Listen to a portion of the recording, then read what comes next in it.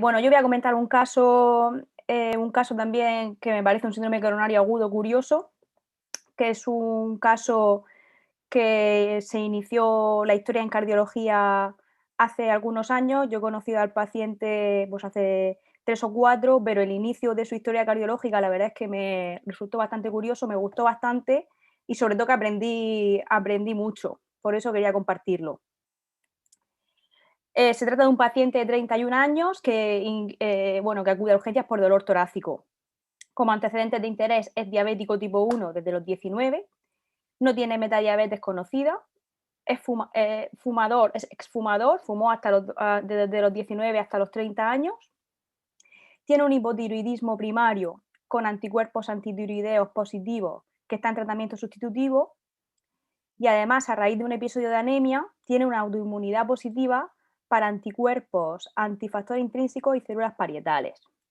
Tuvo un episodio de palpitaciones por el que se vio el año anterior en cardiología con un electro normal, aunque no he conseguido encontrarlo porque es un electro antiguo, y un ecocardiograma que hablan de disfunción sistólica leve con una FEBI del 50%.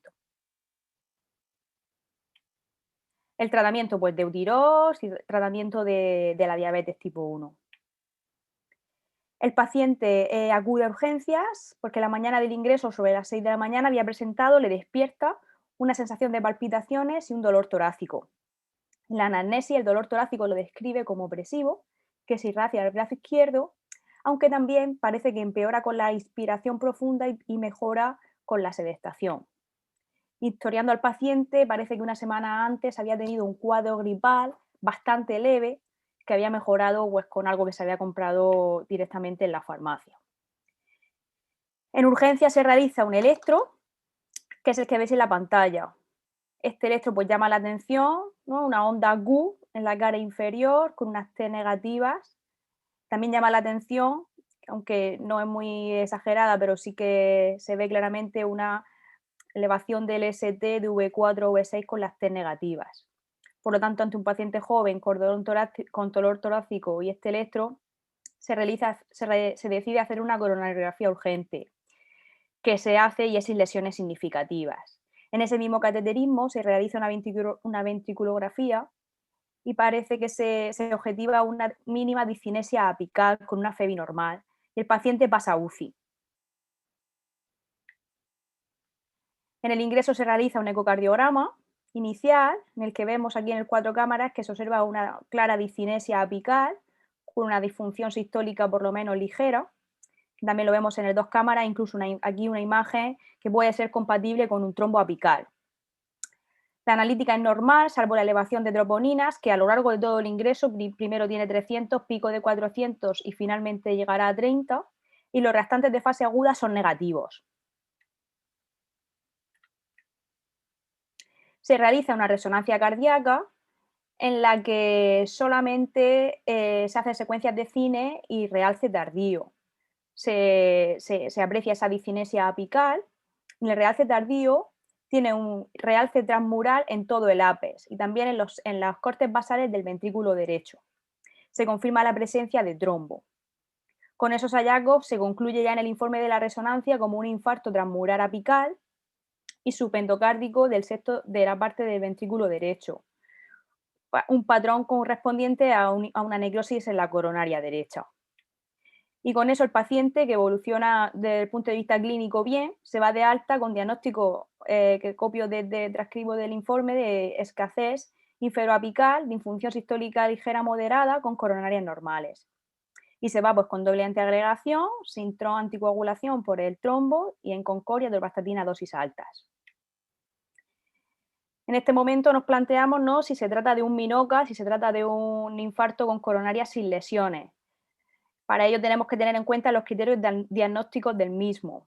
Por un lado, que tenga un infarto agudo de miocardio que cumpla los criterios de la definición del infarto, que vamos ya por la cuarta, que los cumple pues porque tiene clínica compatible como puede ser el dolor torácico, una curva de troponinas y alguna hallazgo más, como pueden ser las Q en el electro o una alteración de la contractilidad en una prueba de imagen.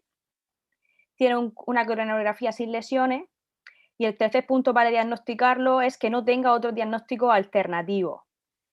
En este caso, bueno, pues una sepsis no tiene, un test, por ejemplo, tampoco. En el caso de la miocarditis, pues ahora ya a posteriori no lo tendríamos claro, porque es verdad que tenía un antecedente de un cuadro gripal, tenía una eco previa ahí con una disfunción leve en un paciente menor de 30 años que no terminábamos de explicar. Minoca inicialmente, o sea, al inicio del diagnóstico es un diagnóstico de trabajo, pero lo que nos dicen todas las revisiones del Minoca, que es un diagnóstico de exclusión. Tenemos que descartar causas no isquémicas, como hemos comentado, como puede ser una sepsis, pero también causas isquémicas o otros hallazgos desde el punto de vista cardíaco. Pues, las pruebas de imagen nos pueden ayudar, por ejemplo, a que no sea un Takotsubo, ¿no? Que es una densidad muy frecuente con coronarias normales. Y luego la resonancia cardíaca también va a ser muy importante para descartar otras causas de elevación de troponina con coronarias normales. Todo esto también, hay muchas entidades y la sospecha clínica yo creo que es una de las cosas más importantes. El paciente se va a casa, pero a los 6 meses vuelve a ingresar por cefalea y dolor torácico. La cefalea es valorada por neurología con pruebas de imagen sin alteraciones. Y en relación al dolor torácico se realiza el electro, que podéis ver que es muy similar al electro anterior, con la Q inferior y la repolarización anómala, sobre todo en las precordiales derechas. Y la analítica, que se había ido con 30 de troponina, vuelve a tener un pico de 600, varios días con 500 y luego al alta sabemos que se va también a decir una curva clara con un ascenso y descenso de la misma. Ingresa en cardiología, el paciente ya no tiene dolor torácico, no es subsidiario de un cateterismo de nuevo urgente, pero ingresa para completar el estudio. Lo primero que se hace, bueno, o lo segundo, es un nuevo cateterismo, una revisión angiográfica que sigue siendo sin lesiones y se repite la ecocardiografía, que recordemos que han pasado 6 meses con respecto a la anterior. Y aquí ya vemos que tiene pues, un ventrículo dilatado con una disfunción que previamente era ligera, ya tenemos una disfunción bastante significativa, severa. Hipocinesia, más bien acinesia a nivel septal, y ya aquí en el eje largo podemos ver cómo el ventrículo derecho impresiona de dilatado. En los planos apicales vemos la disquinesia apical y la hipocinesia significativa de forma global. Y ya en el ventrículo derecho vemos un ventrículo derecho dilatado, disfuncionante, con una disfunción severa, tan solo contrae los segmentos apicales, incluso llama la atención aquí, ¿no?, una zona un poco hiperecoica, un ventrículo severamente disfuncionante. Se repite la resonancia cardíaca 6 meses después y a nivel de la contractilidad vemos lo mismo que con la eco, disquinesia apical, disfunción ventricular severa. Se aprecia una severa dilatación del ventrículo derecho con disfunción severa. Ya no hay trombo, recordamos que el paciente lleva 6 meses anticoagulado y se repite el estudio con gadolinio, el realce previo se mantiene, pero aparece de nueva aparición un hiperrealce que afecta a toda la pared libre del ventrículo derecho, desde la base hasta el ápex. En este momento sí que se hacen ya secuencias de STIR y se ve que tiene una hiperseñal en toda esa pared libre del ventrículo derecho y también en el segmento basal de la cara posterior. Por lo tanto, hasta ahora tenemos un paciente que tiene varios criterios, tiene autoinmunidad, ¿no? Es diabético tipo 1, tiene un hipotiroidismo autoinmune, tiene lo de los anticuerpos contra el factor intrínseco de las células gástricas, que ha tenido un infarto previo sin lesiones, que tiene un electro muy patológico y que vuelve a ingresar por un nuevo episodio con troponinas, con dolor, pero con una progresión evidente de afectación ventricular, no solo izquierda, sino también derecha. Y en ese caso nos tenemos que plantear pues, qué está pasando, ¿no? Si es un nuevo síndrome coronario agudo, es un nuevo trombo que ha tenido en la coronaria, pero que, que seguimos sin ver en el cateterismo, o más bien si es un brote, si es una inflamación, si es una miocarditis, si es una miocardiopatía inflamatoria. Por definición, una miocarditis es una inflamación del músculo cardíaco. El diagnóstico FETEN es por anatomía patológica, ¿no?, con los criterios de Dallas, los histológicos o ayudados también con inmunohistoquímicos, que si CD3, CD4 y demás, que puede ser aguda o crónica, pues en función de la presencia de esa necrosis o no a nivel anatomopatológico, aunque también puede ser por la clínica. pero también podemos tener un diagnóstico de miocarditis no invasivo, una sospecha clínica inicial, pues un cuadro viral previo, un paciente joven, sin cardiopatía previa, que tenga troponinas elevadas, que tenga alteraciones de la contractilidad pues, en un territorio no coronario. Todo ello nos puede orientar, sobre todo, que la sospecha nos lleve a pedir lo que consideremos, pues sería sobre todo una eco y una resonancia. Y luego la diferencia con la miocardiopatía inflamatoria, que es lo que parece en este contexto de este paciente, es lo que hemos dicho de la miocarditis asociada a una disfunción ventricular. La resonancia en estos casos nos va a aportar bastante información. Lo que pasa es que, bueno, tenemos unos patrones determinados que nos orientan hacia el tipo de etiología, los patrones isquémicos, pues sobre todo a nivel, hablamos de realce tardío, un patrón más subendocárdico o transmural, y luego tenemos unos patrones más bien no isquémicos, afectación mesocárdica o intramural o afectación epicárdica que nos pueden orientar hacia la etiología. Si bien es verdad que hay algunas patologías que pueden compartir distintos tipos de patrones, por lo que es una prueba que nos da muchísima información y que asociada al resto de pruebas complementarias nos puede apoyar hacia el determinado diagnóstico que estamos sospechando. En relación a la miocardiopatía inflamatoria no isquémica, que sería lo que estamos buscando en este caso, pues hay una serie de criterios en la que debemos tener presente en la resonancia para sospecharlo. Por un lado, que tenga edema, que sería un aumento de señal en las secuencias de STIR, como tenía nuestro caso, realce precoz y luego un realce tardío, aunque normalmente suele ser subepicárdico o transmural, pero sin embargo un realce subendocárdico no nos descarta que sea un cuadro de miocarditis. Y luego la afectación pericárdica pues puede orientar o puede apoyar al diagnóstico, pues, por ejemplo, en los casos de que haya afectación miocárdica y pericárdica, una miopericarditis, por ejemplo. Y luego las resonancias valen no solamente para el diagnóstico, sino también para el pronóstico. Pues sabemos que aquellos pacientes que tengan realce tardío y ya no tengan edema, pues van a tener un peor pronóstico que esas miocarditis que tienen una reso normal o esas miocarditis que tienen realce y tienen todavía un poco de edema. Es decir, no está la cicatriz tan cronificada. Y luego también, como he comentado, pues la resonancia puede tener una serie de limitaciones, es decir, pues si la amiloidosis, los patrones más frecuentes son unos determinados, por ejemplo, pues vemos, este es un caso que he encontrado del mismo paciente, que aunque aquí está claro que es una amiloidosis, pues por otras cosas, como afectación del septo interauricular, de la aurícula y demás, a nivel del ventrículo, pues a lo largo del tiempo pasa por tener realce mesocárdico, luego subendocárdico en otra zona, luego transmural. Es decir, que solo con la resonancia pues no hay veces en las que no podemos tener un diagnóstico claro.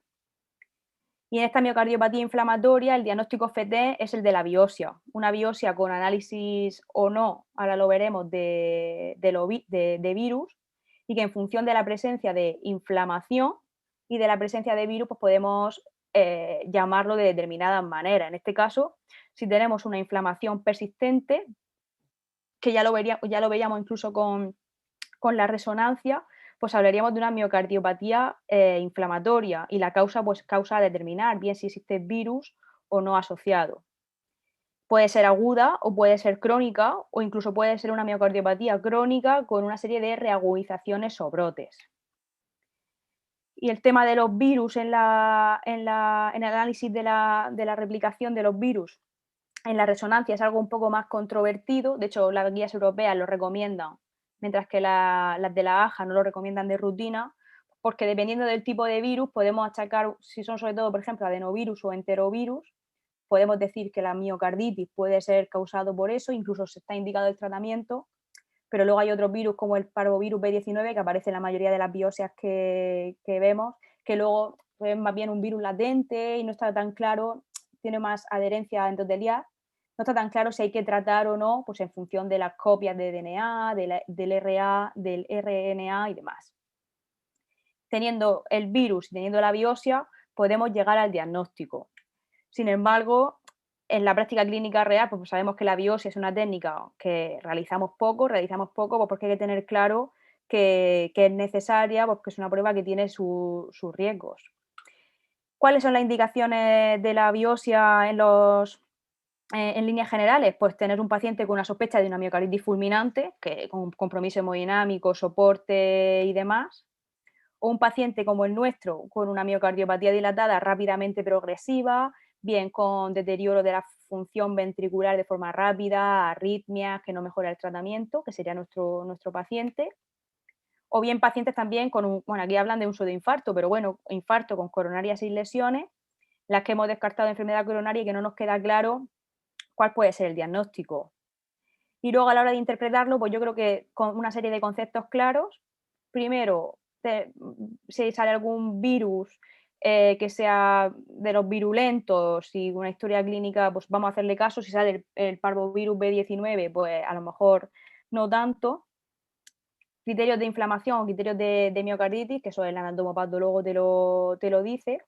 Podemos caracterizar el infiltrado inflamatorio, pues si son macrófagos, si son linfocitos, si son eosinófilos. Podemos saber si la miocarditis está activa en este momento o no, porque va a haber necrosis celular aguda. Podemos tener una idea sobre el pronóstico de la misma por la densidad del infiltrado de las células. Y también podemos diagnosticar unas que tienen nombre y apellido que nos van a ayudar sobre todo al tratamiento, como puede ser la de la miocarditis de las células gigantes o ver unos granulomas en el caso, por ejemplo, de la sarcoidosis. Luego, si bien es verdad, pues también hay una zona de grises, pues porque sabemos las biopsias que se hacen en pacientes con miocardiopatía dilatada en general, pues muchas de ellas van a tener también inflamación en la biopsia, aunque con unos datos a lo mejor un poco más difusos y otras características como fibrosis intersticial, no solamente necrosis. Aquí, por ejemplo, os traigo para que tengáis una idea de varias biopsias cardíacas. Esta es una miocarditis inflamatoria, o sea, linfocítica sin más, con células inflamatorias. En esta se ven los granulomas no clasificantes de la sarcoidosis. Esta sería la de las células gigantes, que son de estas células que tienen varios núcleos. Y luego está una eosinofílica, que como digo, la idea de todo esto es que puedan tener un tratamiento específico en un paciente pues, que está bastante malo. Y en función de eso, nuestro paciente sería una sospecha clínica de miocarditis por la evolución, que bien se puede presentar como un síndrome similar a un síndrome coronario agudo o bien como una insuficiencia cardíaca o deterioro de la fracción de eyección de forma progresiva sin enfermedad coronaria. Y en función de la presencia de virus o de la inflamación persistente, pues ya inicialmente, aunque sea una inflamación inespecífica, pues iniciar tratamiento antiinflamatorio con corticoides o inmunosupresores. Hay muchas actualizaciones, ¿no? De qué es mejor, si es la resonancia, si es la biopsia, entonces yo creo que va a depender del paciente. Si tenemos un paciente con un shock cardiogénico, pues no le podemos hacer una resonancia por las condiciones de la prueba, pues le vamos a hacer una biopsia. Y en el resto, pues en línea general, yo creo que la resonancia siempre, porque es una prueba, y luego la biopsia, pues en los cuadros clínicos que un poco más límites que hemos comentado, en los que creemos que el resultado nos puede beneficiar en cuanto a tratamiento, sobre todo, más que a pronóstico, porque el pronóstico estamos viendo que si no hacemos nada va a ser malo. Y luego también la biopsia, pues lo que he comentado, para determinados diagnósticos específicos, pacientes con miocarditis fulminante, con rápidamente progresiva. La sospecha clínica es muy importante, en este caso de miocarditis de células gigantes, lo vamos a ver solamente con la biopsia, no lo vamos a poder diagnosticar de otra manera aunque tengamos una sospecha clínica. Y en el caso, por ejemplo, de la sarcoidosis, sí que podemos tener una idea con las imágenes de la resonancia, los típicos aneurismas de la sarcoidosis, o realce tardío en una distribución no coronaria, una afectación biventricular, o afectación extracardíaca también, pero también otras pruebas como el PET-TAC nos puede ayudar para los cuadros inflamatorios, para el diagnóstico y para ver también la respuesta al tratamiento. Y bueno, otras técnicas también que están ahora más en auge, como puede ser el strain. Pero al final, el diagnóstico final va a ser la biopsia. Nos tenemos que plantear pues, si realmente la necesitamos o no de cara a si va a modificar el cuadro clínico de nuestro paciente. Y luego también otras técnicas, así como curiosidad para la biopsia, la limitación que tiene es que muchas cardiopatías son parcheadas y podemos hacer una biopsia, coger una muestra y no tener resultados, pues porque a lo mejor por eso, porque a no ser una enfermedad difusa, no tenemos resultados. Pues hay una serie de análisis en los que el mapa de voltaje nos puede ayudar a localizar la zona más alterada para ir ahí la biopsia, aunque yo creo que también lo podemos hacer orientados por la resonancia. Volviendo a nuestro caso clínico, se hace una biopsia cardíaca en la que se aprecia un infiltrado linfocitario inflamatorio inespecífico con fibrosis. No se ven granulomas, no se ven células gigantes, no se ven células gigantes ni granulomas, amiloide negativo y no se identifican virus. También se hace un despistaje de sarcoidosis a nivel pulmonar y extracardíaco y el PET-TAC es negativo.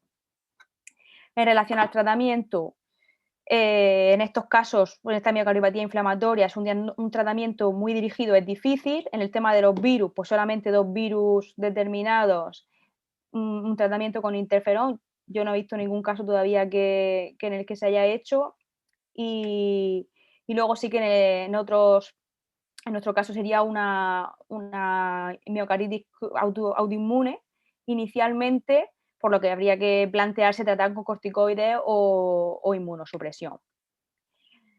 El diagnóstico, por lo tanto, de nuestro paciente habrá cambiado, parece una probable miocardiopatía inflamatoria de origen autoinmune. Al paciente se le inician esteroides y acetropina durante 6 meses. Se consigue que mejoren las troponinas, de hecho se va de alta con 30 de troponinas, una estabilización clínica, aunque la ecocardio no mejora, cosa que se suponía sobre todo por los hallazgos de la resonancia. Se inicia también tratamiento de la FEBI deprimida y se pone un DAI en prevención primaria. Posteriormente, a lo largo de los años, este paciente ha tenido varios ingresos por descompensación de insuficiencia cardíaca, la mayor parte de las veces sin desencadenante claro, pero sí que una elevación nueva curva de troponina que mejoraba tras diuréticos y tras ciclos nuevos de corticoides, con lo que se interpretaban como brotes de su enfermedad inflamatoria. A nivel extracardíaco se hizo un estudio y no tenía ninguna otra afectación. Y luego a lo largo de los años ha tenido un empeoramiento funcional progresivo e intolerancia al tratamiento neurohormonal. Como curiosidad os traigo el electro a los 2 años de ese ingreso, en el que veis pues, que ya claramente es un electro superpatológico, con un QRS super aberrado, una repolarización, unas Qs difusas. A los 4 años pues el electro es peor todavía, prácticamente no tiene voltaje en las precordiales, un QRS de más de 200 milisegundos. Y con el paso de los años y los episodios de los brotes, se recuperaba de los brotes en cuanto a analítica y clínica, pero la eco cada vez peor. Veis que ya hay una disfunción sistólica severa del izquierdo, pero sobre todo una gran dilatación del ventrículo derecho. Y aquí lo veis en el apical de 4 cámaras, prácticamente un ventrículo derecho que tiene una función ventricular de 0%, incluso actúa como una cámara única, ¿no? Con una IT que es tan libre que ni se ve por el color. Y como podéis imaginar, pues el paciente está a su eco en la actualidad y ha acabado en trasplante cardíaco y una evolución nefasta, aunque era un diabético tipo 1, no tenía metadiabetes, era un paciente muy joven y se incluyó en la lista de espera y se trasplantó con éxito. Sí que es verdad que ha tenido varios rechazos agudos posteriores al trasplante y también nos imaginamos, ¿no?, porque ese sistema inmune sigue haciendo de las suyas en cuanto a eventos.